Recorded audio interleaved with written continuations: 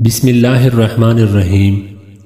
السلام علیکم دوستو، آج کی اس ویڈیو میں ہم معاشرے کی ایک تلخ حقیقت کو اجاگر کریں گے جس کا عنوان ہے کہ میں کل سے مسجد نہیں آؤں گا۔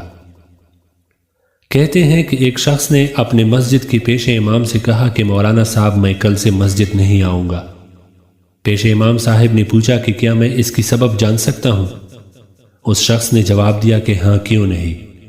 دراصل وجہ یہ ہے کہ جب بھی میں مسجد آتا ہوں تو دیکھتا ہوں کہ کوئی فون پہ بات کر رہا ہے، کوئی دعا پڑھتے وقت اپنے میسیجز دیکھ رہا ہوتا ہے، کوئی کہیں کونے میں بیٹھ کر غیبت کر رہا ہے، تو کوئی محلے کی خبروں پر تبصرہ کر رہا ہوتا ہے، اور اسی طرح کی مختلف واقعات دیکھتا ہوں۔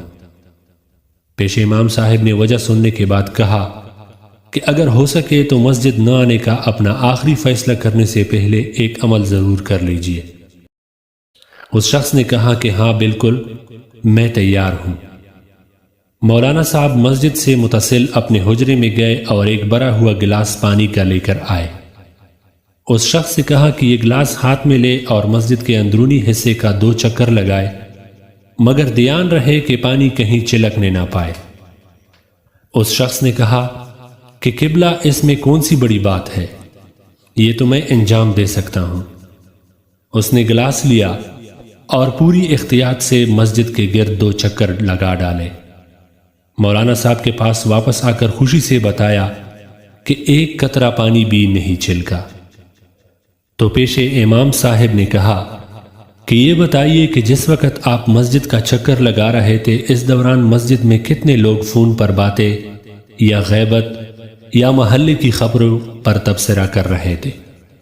تو اس شخص نے کہا کہ قبلہ، میرا سارا دھیان اس پر تھا کہ پانی چلکنے نہ پائے، میں نے لوگوں پر توجہ ہی نہیں دی۔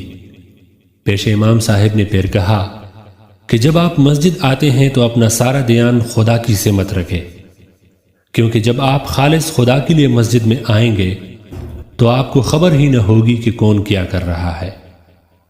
تو دوستو، یہی وجہ ہے کہ قرآن کریم میں اللہ جل جلالہ نے فرمایا، جہاں رسول اللہ صلی اللہ علیہ وآلہ وسلم فرماتے ہیں کہ رسول اللہ کی پیروی کرو، یہ نہیں کہا کہ مسلمانوں پر نظر رکھو کہ کون کیا کر رہا ہے۔